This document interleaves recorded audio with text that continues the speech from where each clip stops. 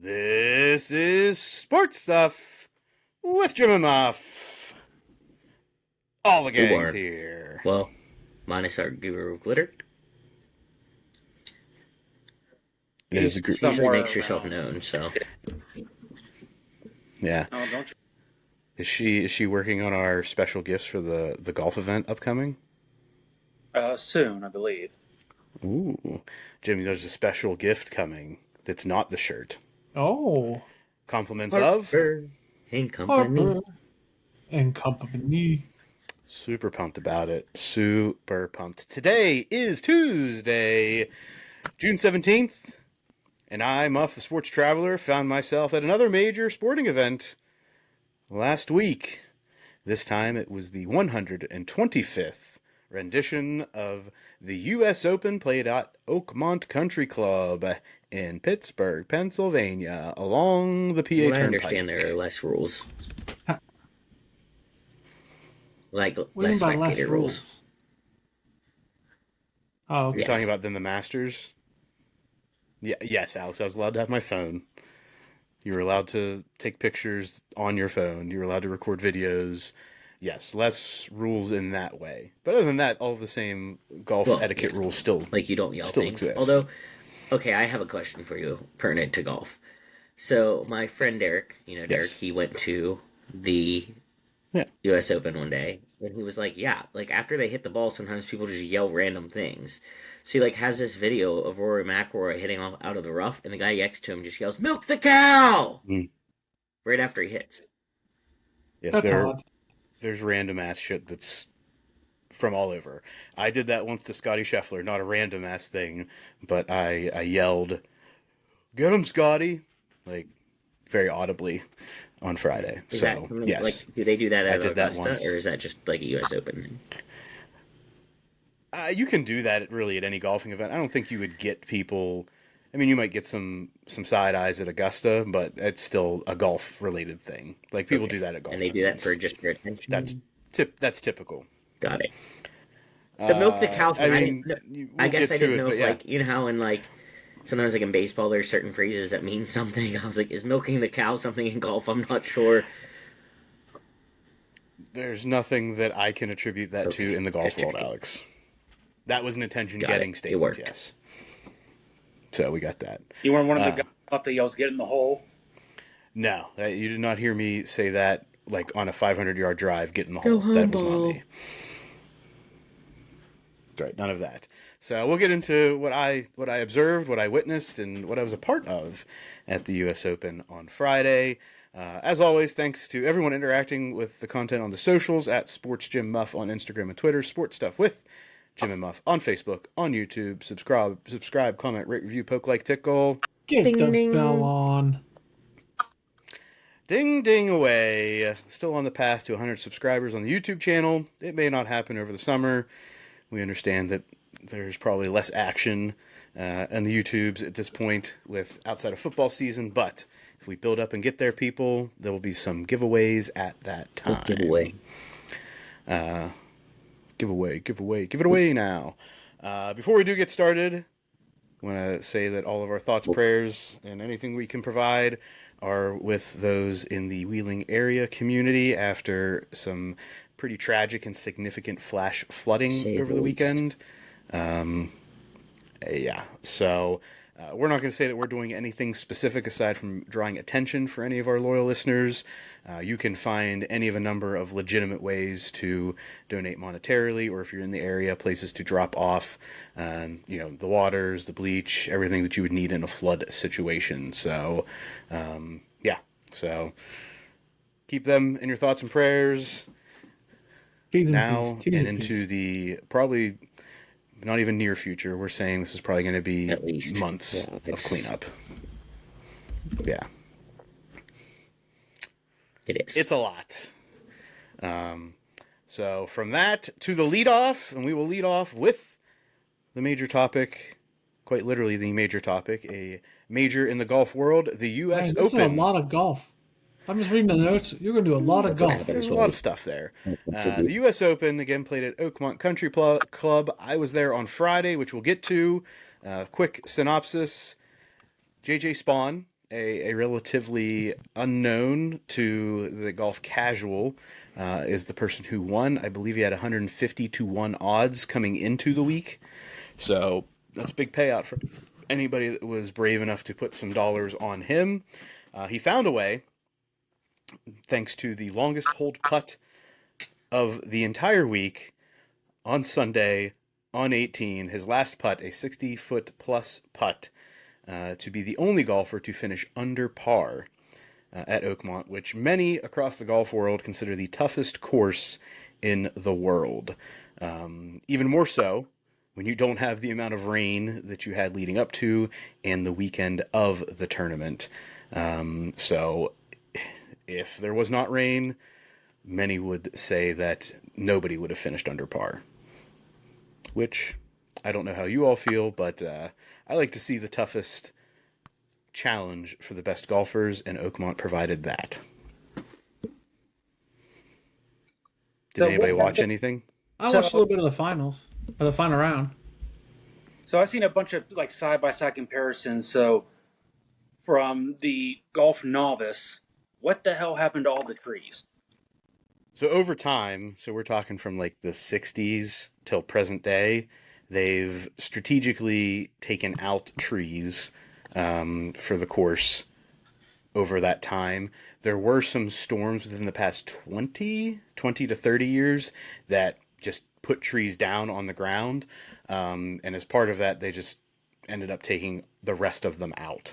So this course is literally, there's trees that line some of the perimeter of the course, but for the majority of the course, you were just talking about no trees, just a whole lot of grass, some fescue, and some really deep and thick rough. So some of that was man-initiated, some of that was man-initiated after nature-initiated tree removal, Nate. Got it. Yeah, but it does make it a little bit unique in that way when you think about American courses. Obviously, when you talk about courses, links-style courses, especially in the UK and overseas, you don't see a lot of trees, number one, because they're just not in places where you'll see trees naturally grow. Sometimes they're around coasts. So this is a unique American course in that way. It's kind of a links-style course in Pittsburgh. Again, not a place that you would expect it.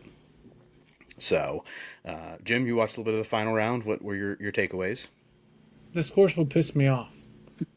As it did many, including Rory McIlroy and Terrell Hatton and many others. Did any of you guys see any of the random displays of frustration? I saw some guys banging their clubs on the ground. Yeah, Rory had quite a little hissy. Yeah. Hissy fit? I mean, like, did I say hissy fit? I'm like, yeah, that's what it was. Yeah, so that one of those was on 17, which I was actually at the green of that hole whenever he hit the shot, and then he turned around and hit the tee marker and broke it. But the way that hole goes straight uphill, we could not see that, right? We just saw the outcome of the shot, right? So, but that was interesting. Other thoughts, Jim, Alex, Nate? Sorry. I'm not a big fan of the way the announcers say lips. When you get in a bunker, they focus very heavily on the lips of the bunker, and they say lips a lot. Or the lip of the hole, you lip out of the hole. No. I wish it was lip out. I wish they said lip out, because then you could like quickly get over the lip out. Lips. But there's a lip, the lips of the bunker, the lip there, the lip. The collar. That's another term you'll hear, like Muff, where grass changes. That'd be great if they didn't focus so goddamn hard on the lip. Doesn't like the way they say lips of the bunker. Lips. And they do it so quietly. The lips of the bunker, the lip. Alex, there's a lip about lips or other things. See, feels weird, doesn't it? No, I didn't really actually watch much of it live. I watched a tiny bit on Saturday. Like I was at an outdoor party and we had it on outside TV, but mostly what I watched were kind of online clips and snippets. I did see some where they were putting the like things in the rough just to like show the lips. The depth of it, the depth of the lips. No, I'm just kidding. The depth. Well, It that was would not. be I the just- depth of the I grass just and the worked concentration on- of the grass. I just worked in the word lips because I could. But yeah, no, like they put like I think some YouTuber or someone put like a beer can in it, but didn't leave it obviously, but just to show the depth. That's some The thick depth bush. of the bush around the lips. Oh, bush in the bushes. Yeah, the rough was up to 5 inches long. That's enough to do some work there. Uh, some may speculate on that, have different opinions, but yeah, it'll do some damage. So my day on Friday got there pretty early, so we had to ride a shuttle in. Number one, you did not park on site. They do not have the ability to park that many vehicles on site, but That's got Pittsburgh. there. Lucky you got any parking. That's true. Without a cone up or Yeah. a chair. We got there early enough. Mike and I, Mike who ran the marathon about a month, 4 to 6 weeks ago, he and I and his wife rode up together, and we got there early enough to catch number 1 in the world, Scotty Scheffler, and many of his holes on the front 9 that day. But again, we had to park off site, get a bus from a local like community park is pretty much what it was, and they drop you off at the course. There were people all over the map as we're going in, just renting out their yards for parking, anywhere from $35 to $75 a spot. So you could then go from those locations to walk to the course. So that's how we got there. But once we were there, we saw Scotty. We saw him on hole 1. We saw him on holes 2 and 3, and kind of caught him through some other parts there. So that was pretty cool. I'd never seen Scotty in the flesh in that way. Throughout the day, we walked a total of 9 miles. Hey, can we go back to Scotty for a second? And We you can. seeing these Being players, flesh. golfers, whatever you want to fucking say. These Is it athletes, like- these finely tuned athletic machines. Like when you go to a football game or a basketball game, do you fangirl out? Like, how does this work? What Or you would just stare be at in them your and watch estimation fangirling at or fanboying at a golf event? Do you Like, what ask do you for an suspect? autograph as they walk by? Like, Well, not while they're playing. Like, you don't do that while they're playing. There are times that you may be able to catch them as they go to the first tee or after their round, where they'll, go through some predetermined kind of walkways, and you'll see people like trying to hand stuff out to them. you take a picture. You don't see a lot of pictures because usually they're just looking to sign stuff, but there are people that will get some selfies in there with them, Are they like if nice? they can. So really, while they're playing, you're just trying to like grab pictures of them in like opportune locations where they're in action or something like that. So once they're on the course, you're kind of just spectating, you're observing. So, do you have a picture of Scotty? Yeah, I have pictures of Scotty. Do golfers seem nice? Like, do they engage with the fans afterward on these little predestined walks? Yeah, most of them do to some degree. I'm not saying that they spend like 20-30 minutes doing it, but I mean they will definitely take time to, especially younger kids, right? Like That's what? who they're usually kowtowing to, like, oh, kid's got a flag, or kid's got a glove, or kid's got a golf ball, I'm going to sign this for him. Like, Golf feels very Truman Show. Like they're in their own world, and we're just watching them, and they don't know we're watching them. well, they know we're watching them. But I'm saying, like from the TV, Oh, it feels like we're just watching the Truman Show. it's like a fishbowl situation. Yeah. I Feels mean, very when weird. they're locked in, I'm sure it is like that to them. Like they're not necessarily seeing or engaging in that way. Whereas, like every other sport, they They're, like, kind of putting know on what's for the up. fans They're in and on the stuff. joke. Right. Now you'll see that. I mean, if they're playing well, you'll see more like, we'll say, fan interaction of recognizing like the claps and like the hand up, tip the cap type of stuff. But it's not like a roar of emotion, right? That is very unique. If you see people get very animated with how they react to the fans cheering. Well, I think that's why everybody loves Tiger. Was that Tiger was in on the joke? We all knew Tiger was in on the joke, so he was one of us.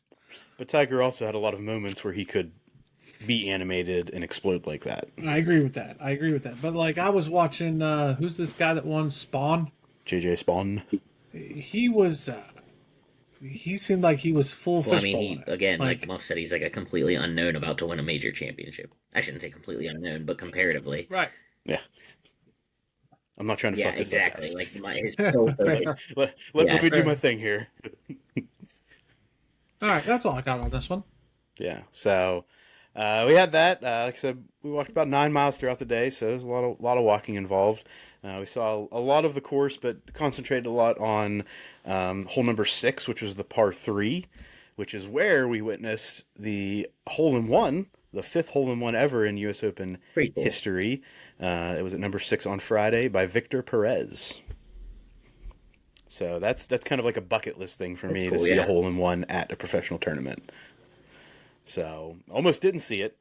Mike and I were moving locations to get to a better spot as the ball was coming in, and just so happened to look over as it hit the green and then saw it roll in. And then there was the explosion of applause and people yelling and roaring. Yeah, there was a lot of fanfare on that one. But that was really cool. Like that's probably something I will never see again. I have witnessed like 5 hole-in-ones in my life. That's the only one at a professional tournament, and none of which have been my own. So maybe one day. Maybe next week.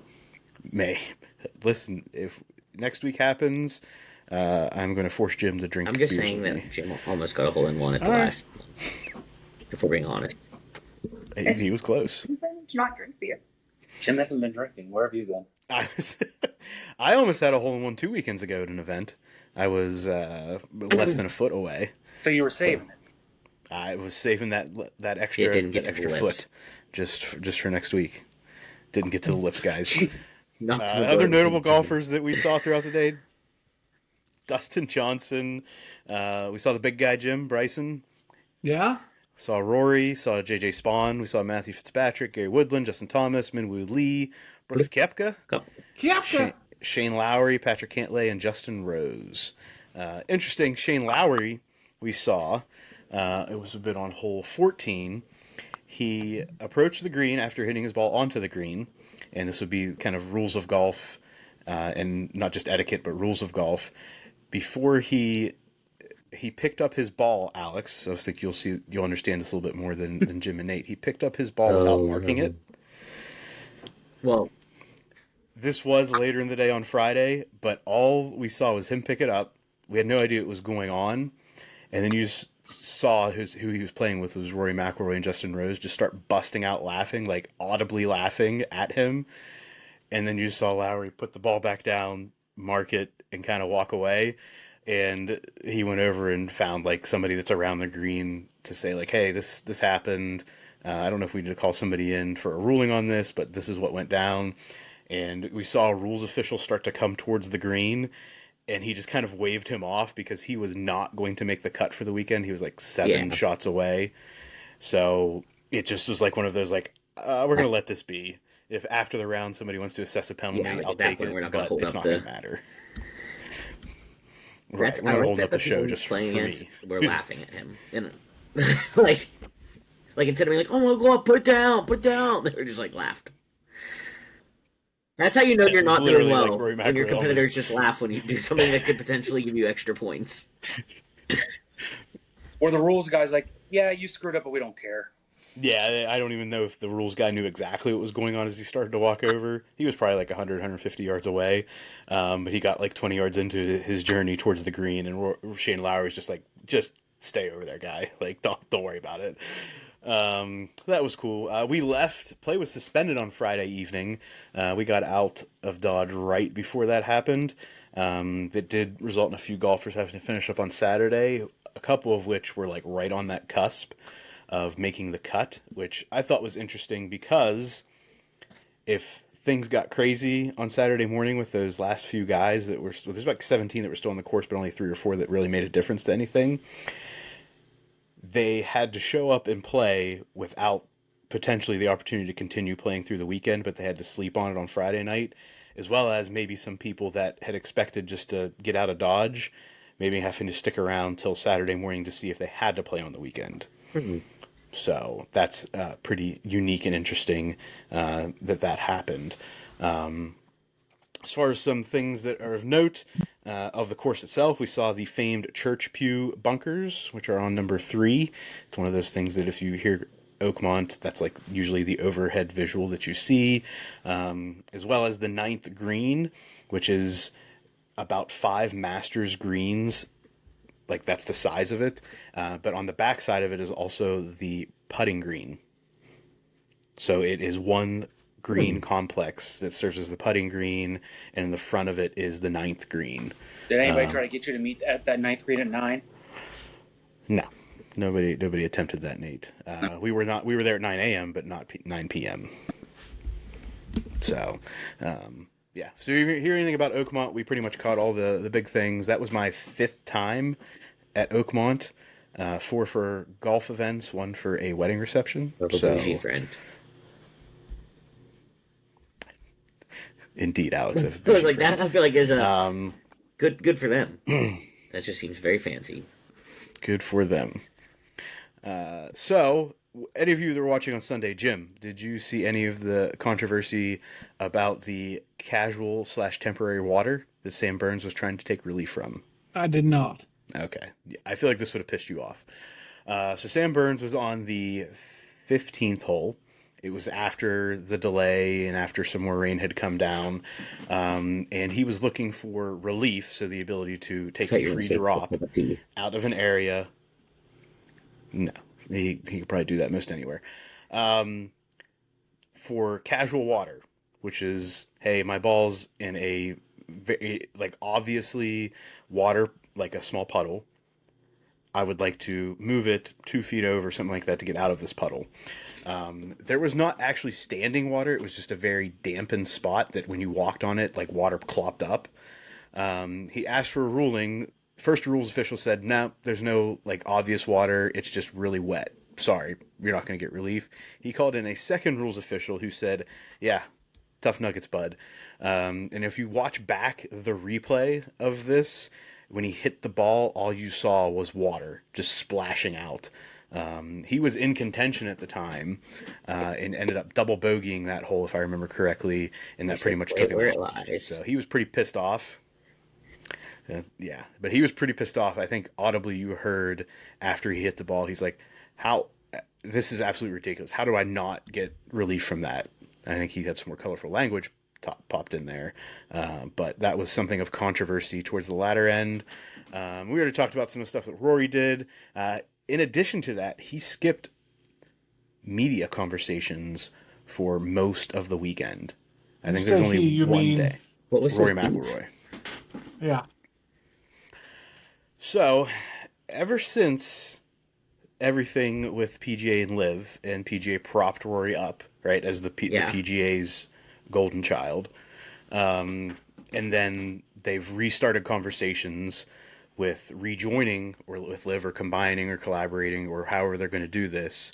He's become more standoffish overall because it almost seems like a slap in the face of, hey, you want to be me to be the face of the PGA, and now it doesn't even matter. Like, you're just going to join with him anyway, and that's whatever. And then after he won the Masters, he's even become more standoffish because he's kind of reached not the pinnacle of his career, but he's won all of the majors. He's been the poster boy.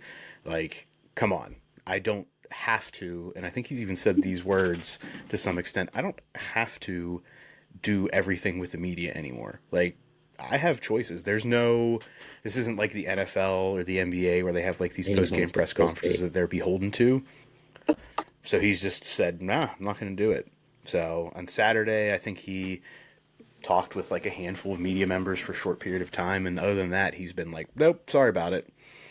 So I ask you all, if you were in Rory's shoes, would you have any desire to continue to participate with the media, take on interviews, do stuff like that, knowing that at this point it may not do much for your career? I mean, just because of his antics over the weekend, it looks bad. If it was a normal weekend where he played all right and he skipped out on media, nobody would. That's what I was going to say. I think it depends. I think there is a lot with the live golf and all that stuff that's like you also have to factor in. I mean, just saying like, hey, I'm good and I don't have to talk to the media, so no, I probably wouldn't do that just for the game of golf, if that makes sense. Like, I think people look forward to that, like the casual golf fan. So for someone who doesn't understand all the nuances, I'm watching this game and like your star player won't even talk to the media or like get to know him or anything. Like, no, it just seems stupid. But like for the good of the game of golf, being involved in like putting on a little bit of the fanfare portion is probably good. I don't care. I expected that response from you What is your response? because I don't think you would care much about any individual, Jim. No, like I in really any don't. sport, right? I think this is just status quo for you. Yeah. My personal opinion is I understand why he feels jaded at this point, why that emotion and that thought and that sentiment is there. It does maybe go against what we'll talk about a little bit later, growing the game, like the continued growth of the game, and like capitalizing on your fan base, drawing in younger fans. Right, I think there's still an element to that needs to be considered. I have a feeling after this year there may be a reset on that, and he may have a different outlook. But I think for the rest of this golf season, we're going to see much of the same. Aside from the next major, the Open Championship, formerly known as the British Open, which will be played in Rory's home country of Northern Ireland. Grumpy Rory. I feel like you're going to get a lot of happy Rory playing in his home country on one of his home courses. So I think that's where we'll see a little bit turn, but I think for the rest of the year after that, we're going to see pretty much what we've seen this year. Nate? Muff? There were a lot of sell the team Bob chants throughout the weekend in those aforementioned post-shot explosions of, I don't know what you would call those, Alex. Sudden outbursts. Sudden outbursts of sell the team Bob throughout the entire week. What'd you say? Here's my shocked face. Yeah, that's it. So even in the golf world, we're getting the sell the team Bob chants and outbursts, as Alex would say. But he's not going to do it. We know that, Jim. But the fact that you get it on the national stage brings some more attention to it that maybe wasn't there at all times. Yeah. Old man's going to have it forever. All right. Any other thoughts, questions, comments on the golf? You scheduling to go back when it's, what year, 2033? Yeah. Was it announced? Yeah, I will anticipate being there. There's a list for the next, 30 years or something online. There we of go. all the locations. 2033. Yep. Alex, Nate, you in? Jim, you in? Yep. It's 2033, 2042, and 2055 or something. Okay, that's too far away. We'll settle for 2033. I'm just I saying. try to avoid Pittsburgh. Well, there's other locations. Yeah, you can go to New York next year. New York? I think There's so. another Bethpage. one. I try to avoid that too. Okay. But California. It's going to be there in a couple years. I would go there before I go to the other two locations. That All right, Jim, we'll seems... meet you at Pebble Beach. I wouldn't mind. Oh. That'd be all right. Pebble Beach is beautiful, so no. Maybe we'll be playing in like a pro-am at some point. We'll get big enough. Yeah. Do we have to be big or They They have have good? those. They have those at Pebble Beach.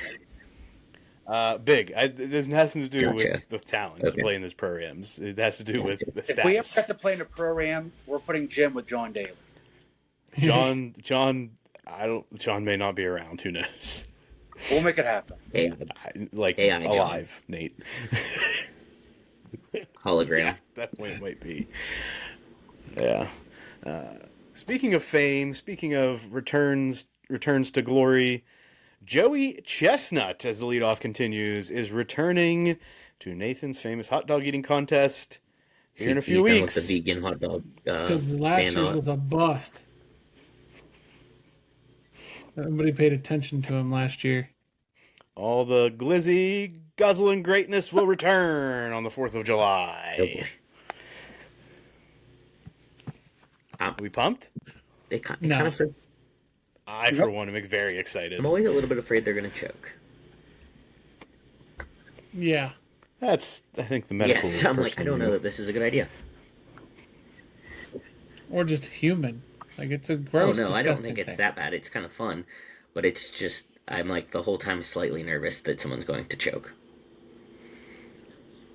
It's gross. In how long do they get? 10 or 15 minutes? 10.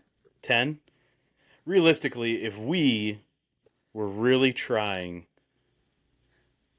to eat as many hot dogs as we could in 10 minutes without throwing up, Hot dog and what is the number 30. that we think we could get to? Nate. Yeah, I think. Nate? 20? With a 20 bun? in 10 minutes without throwing up? Oh, With the bun? Yeah, but Are you, you on crack? yeah, but you think you got that's what, 2 a minute? Do you remember the time my grandma made you an entire pack of hot dogs and told you to eat them and you couldn't do it? I didn't try. Wait, why did it? Wait, let's That was after let's we go had a back whole to the beginning of that. Why meal. did you go with an entire pack of hot dogs? yeah. I think So after my grandpa died, Nate was cutting my Oh, that's grandma's nice. grass. This sounds And- terrible. She has this what like does this I have to do with asked. sports stuff? she had this thing about making. Yeah, Alex City. She loved to feed people, and so she made Nate 2 hot dogs. And then she goes, "Oh, nature boy, that wasn't enough. I'm going to make you more." And so she made the rest of the pack. This story gets more confounded. So you're a nature boy to her grandma? So Apparently. The first time Nate met my grandma, Wake me up when she's done. she said, mind you, Nate and I have not been together that long at this point. And You're she goes, elongating the episode with non-sports stuff on a sports podcast. again, Jim asked. She goes, "You remind me of a guy from my past. His name was George. We called him Nature Boy because he was really buff. So I'm going to call you Nature Boy." Oh boy. And so to my entire family, Nate is Nature Boy. Woo! I feel like that's. Yeah, not even the I fun feel like cool that's one. adventure. I feel like that's information that we should have had about Nate a while ago. I mean, so many rides on Space Mountain jokes that I want to. All right. Okay. This is You got nothing, great. Jim? I don't know, because I really respect Nate, and I don't know if I want to. I did know about this nature boy thing. This is amazing. Is Sam know tall what enough else to is ride the amazing? ride, Nate? Is Huh? Sam tall enough to ride the ride? That's all I want to know. Well, you know what else Sam Oh thinks? boy. Here we go. She thinks that potatoes grow on trees. You're Is leaving out this in the part- text thread? Is this in the text Yes. thread? Just sweet potatoes. All right, we Why? gotta move on. We gotta move on, or we're never getting back to sports. Once Sam entered the picture, We'll come back. We'll circle back to that after the episode, Sam. it's fucking over. Okay. All right. Sweet potatoes grow on trees. And in the NFL, rookie quarterbacks are growing on trees. And they're taking part in the mini camps. And as is usually the case, the rookie QBs are the talk of all of the towns where they have arrived. Here's a quick snippet of what some people are saying about these rookie quarterbacks at their respective teams. We have Cam Ward at the Titans. Some are saying he demonstrated impressive accuracy in decision making in shorts against air defenses. Sounds about right. Jackson Dart with the Giants showcased his arm strength and his confidence, though he had some inconsistencies. Again, throwing against air. Sure. I don't understand how all of this adds up, but, people were excited. Tyler Shuck, that is correct, Nate? Yep. With the Saints, he is engaged in a tight quarterback competition, but has strong arm talent and athleticism. Against the air. Translates to, that's the guy we want there. We just hope that he actually wins the battle. Jalen Milroe with the Seahawks is considered a developmental project, but has been making noticeable improvements. I feel like that's code for he sucked when he got here, and we noticed he doesn't suck as much when we finished up our mini camp. He's got some work to do, so there's a shot that he can do it. Bingo. And last, but certainly not least, Dylan Gabriel and Shadur Sanders with the Browns. Both have been solid Against the statistically, air. which I don't know what that means statistically against air. With Sanders noted for his improving mechanics and leadership. I couldn't help but notice that you left out one rookie quarterback. You're already trying to put him in the shadows. He is in the shadows, Jim. Aaron Rodgers is a starter. But I love how You we do didn't even know talk that. about him. What have you heard about Will Howard in Steelers training camp, Jim? Will Or Howard minicamp? and your boy, the diva, had a little exchange. Will Howard said of the diva, he's a great mentor. He's treated me with the utmost respect. He's been really good to me. And a guy like that, he doesn't have to do that. I really appreciate him being willing to take me under his wing a little bit, give me some pointers and tips here and there. There are already some things that he said to me that really helped me. And the diva said of Will Howard, I just want to be a servant leader and pass on the knowledge that I have for 20 years, the experience, and just try and fit in with these guys and get to know them and let them get to know me and enjoy the process. Will's a good kid. Thought he looked good today. I'm going to be with him every single day and every single meeting, and I'm going to help him as much as I can. That seemed like more of a story about Aaron Rodgers than Will Howard, so that's why it wasn't included in the rookie quarterback situation. I just want you to know that he's going to impart his wisdom of ashwagandha butt muscles and What kind of butt muscles? Alex, is that a muscle in the human body? I think the ashwagandha is a euphemism for a different muscle. Thank you, Alex. So you're excited that he's being mentored by Aaron Rodgers, Jim? I just think that, if we're going to talk about the rookie quarterbacks, maybe we shouldn't dwarf one just because you're a stan. Yeah, don't dwarf it because it's an Ohio State quarterback. Just don't dwarf him. I mean, are there any other fifth-round quarterbacks you want to talk about? Well, if we're going to talk about Tom Brady, we should also talk about Will Howard. I feel like you've made a great leap in what the quarterback could and could not be. Well, why do we put Shador on here? Shador's not a starter. Why do you get on here? He's competing for his starting job. If we're being honest, he has more of a chance to start week one. Unless there's an injury, he has more of a chance to start week one than Will Howard. That's just objective. Yeah. In fact, I believe Shador Sanders, Dylan Gabriel, and Kenny Pickett all have about the same odds to start week one now.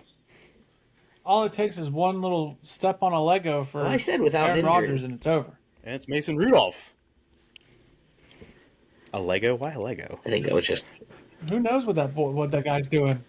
I feel like there were a lot of better things that you could have come up with given Aaron Rodgers' pass than step on a Lego. Yeah, Jimmy could step on a lighter. Yeah, boy. Yeah. Or a pipe. Slip on a mushroom. Yeah. Slip on a mushroom. Get a gemstone up his patoot. I mean, there's a lot of things you could have gone with there, Jim. Not step on a Lego. Listen, I'm a dad. He's a married man now. He's a married man now, Jim. Yeah. It's his cover. His cover for what, Jim? It's just covering for his other lifestyle. Which would be?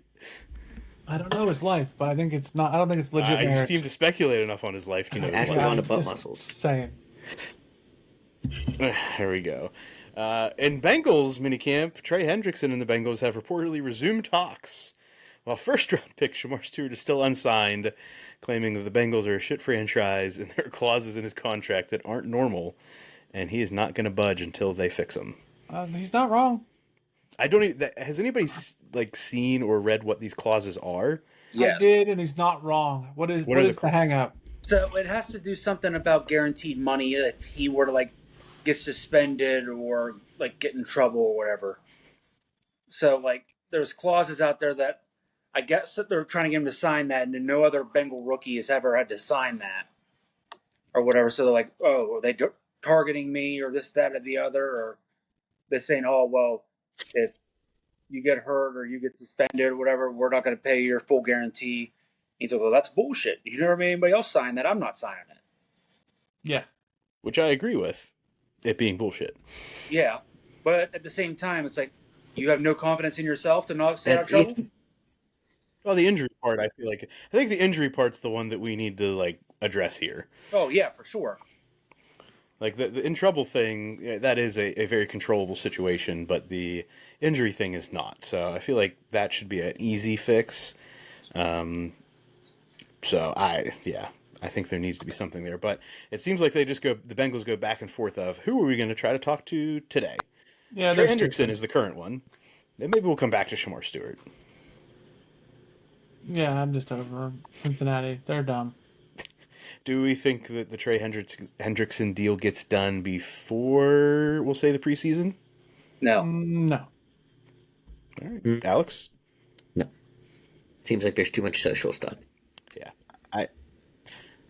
I agree that there's too much going on there. I think Shamar Stewart has a better chance of getting done before the preseason than Trey Hendrickson. Another NFL news, the Saints have signed running back Cam Akers. I feel like that's relatively notable. And Antonio Brown, back in the news again. CTESPN. Was he on the lam, or did they catch him? I don't think he was I ever thought on the they said he lam, was Alex. wanted for arrest for... He has been charged. I read the article as like with they attempted wanted him for... He was wanted for... I don't know that he's been charged. I think there was an official In order charge. to be charged, you have to be apprehended. Well, I think you can still put the charge out there. Maybe that's why I'm confused. All right. They were pretty much, I think they were saying, we'll still let you be on house arrest, but you have to post bond. Makes sense. We literally don't want to have to deal with you I 24/7, so just stay where you're at, but you're arrested. So yeah, that's about right. Yeah. So we'll see where that goes. But he has not stopped tweeting, including talking about California. Oh boy. Government officials' wives. So look into that if you want to.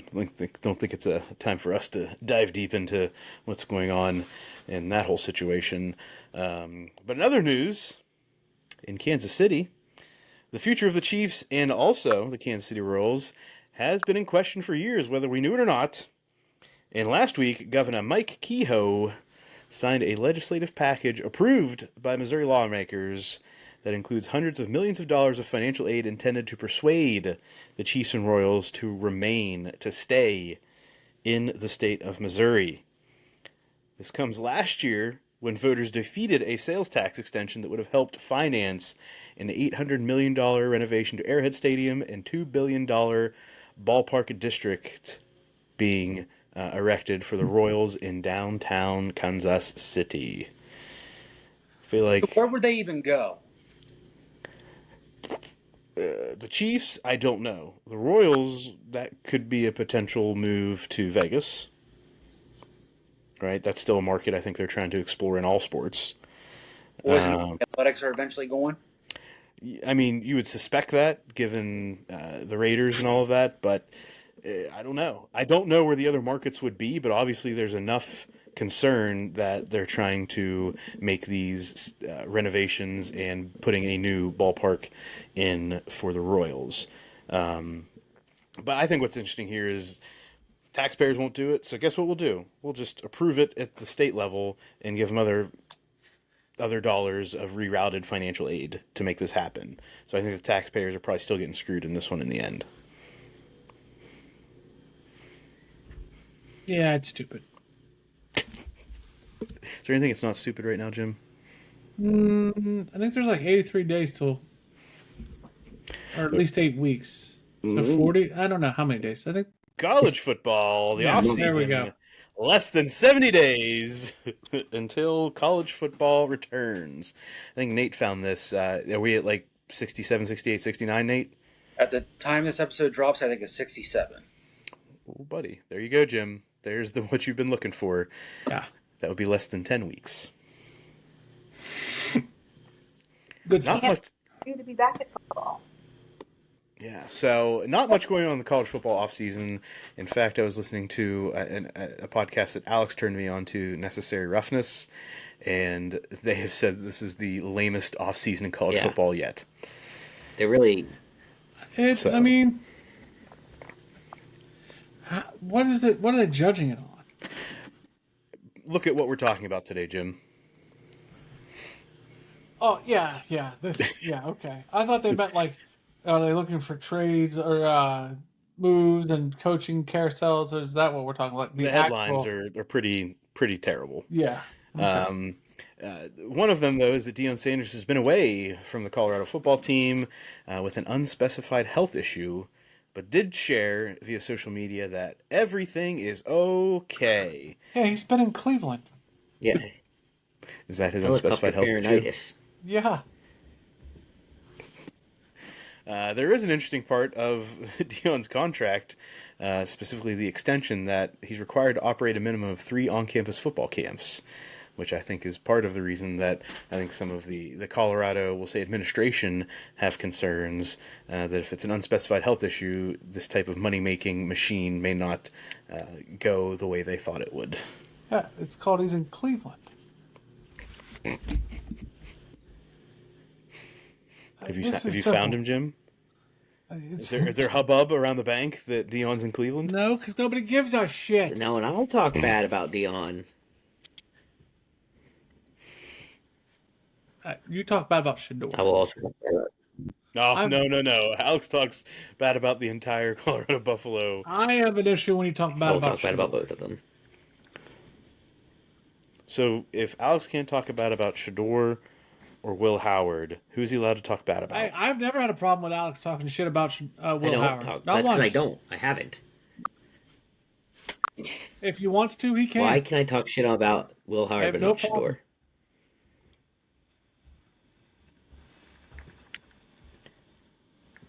Jim? That's a great point. I don't know. If you can give me a solid reason, we'll consider.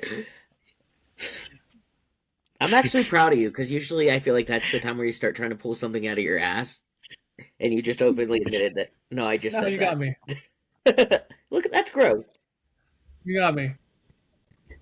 Yeah. Growth on the podcast today. In the Mountain West Conference, they are considering a proposal for a single transfer portal window in early January, potentially minimizing roster disruptions while accommodating academic calendars.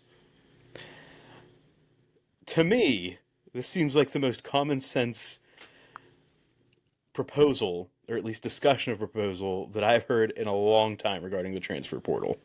Like make a window. How do we feel? Yeah, but then you still got teams in the college football playoffs. I'm not saying that it's going to create some issues, but at least they're talking about... It'll be ruled unconstitutional. Don't worry.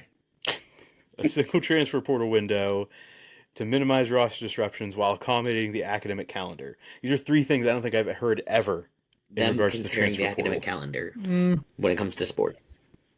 That's the one that I've never heard anybody talk about. Somehow they'll jack this up. Like I said, I'm not saying it'll work. I'm just saying that those 3 terms or phrases. Muff, in the words of Cardale Jones, we didn't come here to school. Yeah. I think it's play school. Play school. Is that what he said? I didn't come here to play school. Yeah. We'll see. We'll see where that goes. And in the Big Ten, Wisconsin was placed on 1-year probation and fined $25,000 after an NCAA investigation showed that 9 coaches and staffers made impermissible phone calls to recruits in 2023. This includes Wisconsin coach Luke Fickell and outside linebacker special teams coach Matt Mitchell, who are prohibited from having recruiting communications with high school prospects for 7 days, which have started now. Tell me how the fuck this makes sense. Because you're not allowed to talk to him for this week, Jim, and he talked to him. Are you talking about in the broader picture with Michigan? Yes. Because, it's a case, Jim. It's a federal case. They have to build the case, and they have to adjudicate the case, and the hammer has to fall. I mean, isn't that how things work? Like, well, you know what? They did bad thing. We've caught them do bad thing. Punished for bad thing. We don't think they've done all sorts of bad things, but we know they've done these ones. We don't need to unpack this further. It is cut and dry. Here's what they did. Here's the punishment. Moving on. I'm not saying I don't see your point, Jim. I'm just... All I'm saying is, at the end of the Michigan thing, if there's not, some form of just nuclear penalty, the NCAA does not exist for me. They have anyway? I refuse to acknowledge their existence. You're like Brian Bosworth? Or are you not even going to give them that type of lip service? I'm not going to talk about them. Their lips? They will not be a real entity. They will be nothing. There it is. The NCAA is dead to Jim. If Michigan does not get significantly punished. Significantly. What is significant? What would be significant? Just like At Penn least State, a Penn year. State plus? No, I feel like Penn State level is not gonna happen. Like, I got to be realistic. I would say Ohio State Tattoo Gate level Okay. is probably I was where going I'm to say looking Penn for. State level. So we're the only looking thing about for- that is like, That was damn near the death penalty. I don't There care. was, That like, was the kitty modern touch day in there. death penalty. But Ohio State Tattoo Gate. That's what I'm looking for. That's a minimum threshold? Yeah, that's Okay. the minimum. Okay. All right, fair enough. I can get on board with that. Anything else in college football? What's any talk in Columbus land, Jim? Relatively quiet. Is this calm before the storm, or is this Yeah. like some concern? You can feel it juicing up. Okay. How's It's the sky? relatively quiet. Is the sky lowering? Is it starting to fall? No, it's still like I told you, it's about Muff. When is usually Jamboree in the Hills? Third weekend in July. Don't you know the song? No, no. It's about that time where everything will start to like kick the tires, light the fires, kind of level. And it's not going to get, it's going to amp up or ramp up any quicker because of the week 1 matchup? No, Okay. They like to stay consistent to their bitching that'll schedule. be. Yeah. Yeah. Third weekend of July, that's when we can The start. weather to gets become hot, just they get cranky, rabid. they have swamp ass, and they're pissed off. Yeah. It's about Sorry, right. Jim. Me and Jim have agreed on a lot of things Right. today. It's a banner It's day. about right. Yeah. So when the OVAC All-Star game comes around, that's when Ohioans are like, "Hey, football!" Yep. Mm-hmm. Even though they probably don't recognize that game, but fair enough. No, but the weather's just about right. Things are starting to move. Hot as humid as shit. We're gonna go play outside in the turf. Yeah, Their balls drop. Got it. about that time. Right. Yeah. Right. Alex, West Virginia? Yeah. I haven't heard much I about haven't really Richard heard. I mean, recently. there's a lot of obviously like rebuilding, restructuring, all of that, and coaches in and out, figuring it out. So I don't think there is a lot of like definites yet. There's just like, hey, we're doing what we're got to do. We're trying to figure out where everything lands, and we'll go from there. I'd agree. Not much with Penn State either. You gotta Not figure much. the new NCAA game comes out around then too. Trying to get that money, play those Hey, games, figure out how to Spark up. engineer the games to play 20,000 games a day. Tickets will go on sale. Now there has been some, I will say some flutter. Some like, hey, have you seen when the games are? OU's a night game. That kind of conversation. Yeah, because I think most teams, at least major teams, have like 3 or 4 game times that have been Yeah. put out there. Yeah. You'll have that scuttlebutt. Yeah, I think the biggest scuttlebutt right now for WVU is Pat Narduzzi saying stupid crap about it being a 3:30 game and like maybe they won't be drunk idiots. And I'm like, and someone's like, you seriously doubt Morgantown if you don't think that they will show out. Yeah. Drunk idiots Yeah. for the backyard brawl. All right. That brings us to other interesting news in sports. Interesting news in sports. Starting a doubleheader this week in the golf world, which has an NFL tie-in. Brian Rolapp, longtime NFL executive who many assumed would be the successor of Roger Goodell, is leaving the NFL to become the CEO of the PGA Tour. That's a hop. I think this is a big old win for the PGA, who could use somebody with that type of experience in that, we'll say in that sports world, in that revenue just juggernaut, to help grow the game of golf, especially in the TV side. I think there's a lot of opportunity for TV viewership and contracts in this whole situation, and I believe this is the final signal to me that Live PGA partnership is going to be happening. It's going to be happening soon, and they're going to figure out how to monetize this to the highest degree. Bring in somebody from the NFL who has it figured out and make him figure it out for golf. Fair enough. I think that's wishful thinking. I didn't say he's going to figure it out. Oh, okay. They hope that he will figure it out.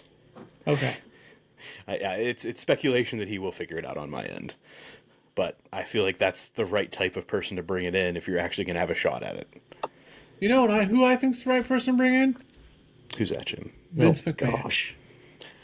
Don't know if that's good for the image. Vince McMahon. It'll bring eyes, but it will also bring Moral speculation character. of golf being fake. Yeah, and that too. How could you make golf fake, though? How can you make football fake? Well, they do that every weekend. How could you make basketball fake? But people keep Well, they watching. flop all the time. People keep watching, Muff. You want to get money? Bring in the circus clown. I'll do something. I don't disagree. Moving on to track and field. I don't know how to pronounce the first name, but I believe it's Devoy? Devu or Devo. I don't think you pronounce the I think X. it's Devoy. Devoy. Let's go Devo. Devo Diesel becomes the first. You sure it's not Diesel? He's from South Africa, so I'm unsure how this translates. Devo Diesel. He becomes the first to ever win NCAA javelin titles in both D1 and D2. This season he won the D1 title with Miami, and he previously won the D2 title at Angelo State. So From we're talking South transfer portal here? I don't know what kind of money is there in javelin, Jim, but NIL deal? he definitely transferred. I don't know if it was for a significant amount of money, but he transferred. I thought that was interesting that to have that D2, Yeah. D1. I'm assuming he's somebody that didn't have a lot of fanfare coming over when he started at Angelo State. Yes. I mean, if he was that good, but then didn't. We're going to talk about Brock Lesnar's daughter. Who won the shot put? Yeah, I did see her. Yeah. Yeah, there's no denying that she's his offspring. No. She looks No. like a 120% girl him. his data. But good for her. I think she would beat all our Yes. asses. Mine probably twice. She could. Let's get into that. Not necessarily Brock Lesnar or Brock Lesnar's daughter, but we had a little bit of a back and forth about James Harrison and the whole silverback gorilla situation. Yeah, I knew we were going to the silverback gorilla situation. So, how many James Harrisons would it take to kill that Two. gorilla? One to do it, one to film. I would say 5. Five James Harrisons. Yeah. What about one James Harrison and one Maya Lesnar? I will go with 3 Jameses and 2 Mayas. How many James and Brocks? Oh, 1 and 1. 2 and 2. Alex still needs 4. 2 of each and 2 of each to film Exactly. from different angles. I'm of the opinion that the first of anything is the Well, you saw that sacrificial. video, right? Was it you guys that sent that? Or maybe I just saw it on my thing. Mhm. It was like him Probably. lifting whatever, and they asked him. They're like, "How many? Hey, Debo, how many of you do you think it would take to be a silverback gorilla?" He's like, "Silverback gorilla? 2. I'll do it." And he wanted me to film it. And then the one I sent right after of him doing like 400-pound reverse grip bench Yeah. press. Exactly. It's the gift that keeps on giving. James Harrison in the weight room. In the hockey world, the Panthers have the upper hand at the moment, leading the series. Right. You said Panzer. Panthers lead the series 3-2. Many have penciled them in to win the series tonight, Tuesday, in Florida. Florida hockey is back. Back to back, potentially. Has anybody kept up with this after I the early watched. rounds? I have. I like to see the Oilers win it just from McDavid, but I don't know. They haven't been playing that great. McDavid has kind of fallen off in this series as far as like stats. Can't do it all. You can't do it all. Brad Marchand has He is been had a good series. making a case for the Conn MVP. Smythe. What is the MVP? Conn Smythe. Conn Smythe, that's the one. So we'll see how that wraps up. And then the basketball world, the NBA Finals tied 2-2 with Game 5 happening right now. Do you have any live updates here? Nope. Hold on. Nobody's even going I was gonna say I can feign look any it type up. of interest I'm to look. not watching, to be honest. Thunder is up 59-45 at the half. Oof. 14-point lead. So big game. This game is in Oklahoma City. So we'll see where that ends up.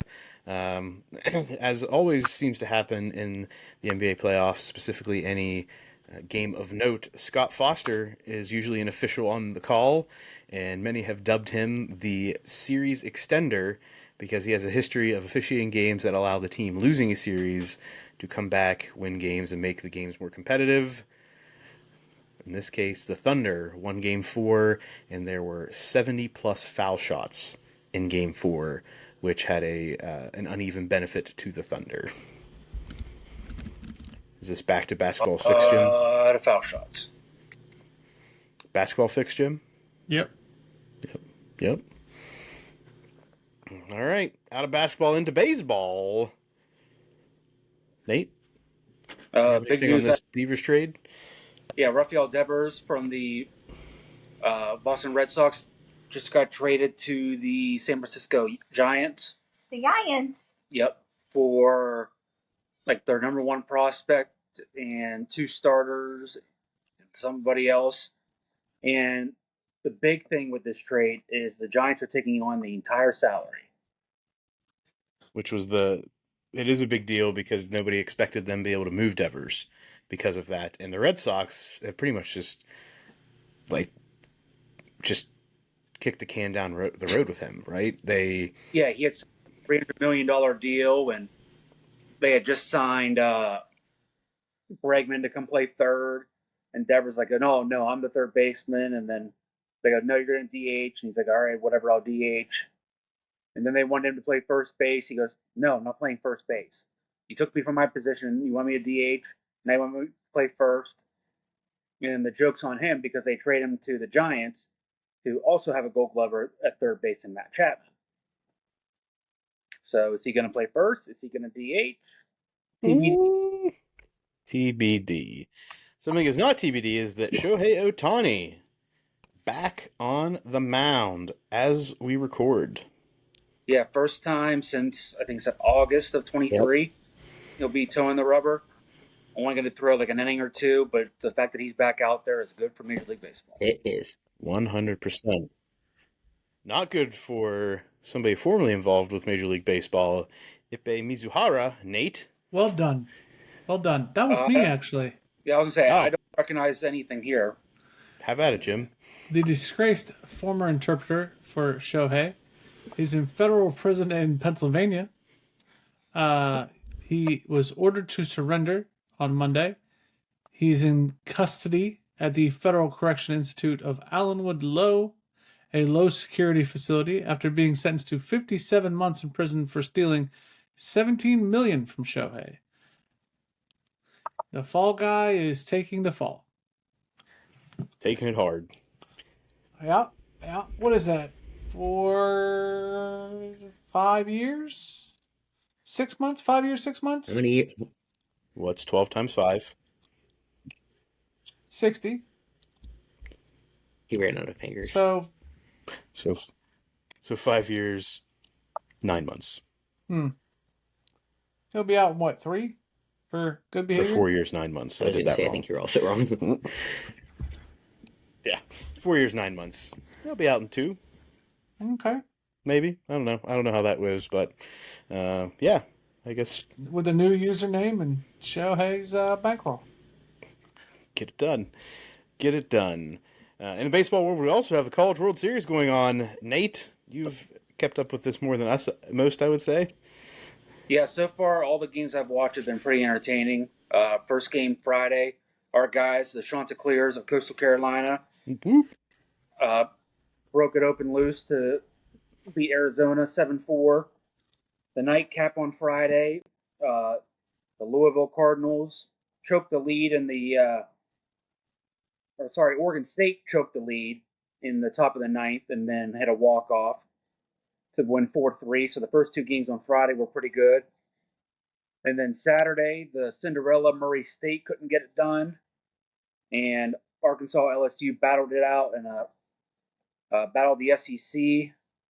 And then on Sunday, Louisville wins the elimination game and sends Arizona packing. And then again, our guys at Chanticleers beat the Beavers of Oregon State, who Jim doesn't like their hats, 6-2. I actually did watch that game, most of it. That was a pretty good game.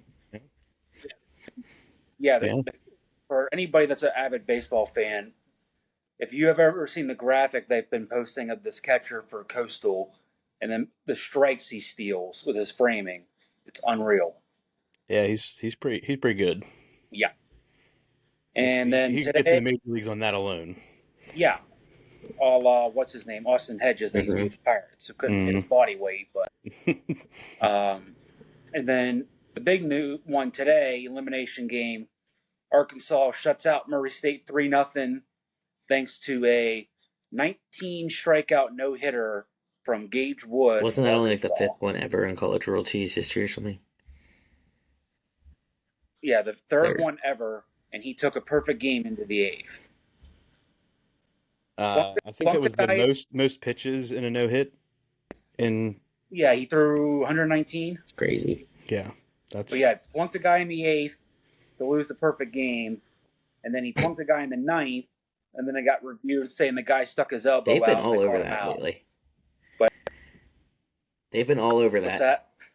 that? Like stepping into the pitch versus like trying to get away.